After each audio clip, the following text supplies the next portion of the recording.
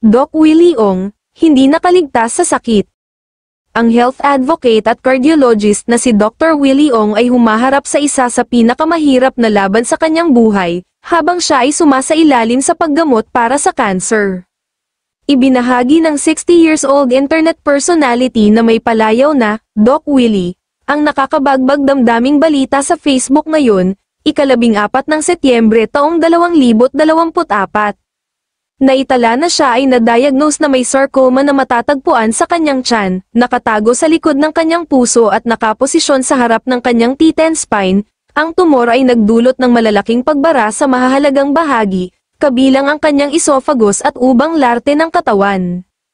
Ang bukol na ito, malaking malaki daw, isa sa pinakamalaki na nakita nila, he says, describing the severity of his condition. Ayon sa World Health Organization, ang sarcoma ay tinukoy bilang isang bihirang uri ng kanser na nagmumula sa mga buto at malambot na tisyo, kabilang ang kalamnan, taba, at nerbiyos.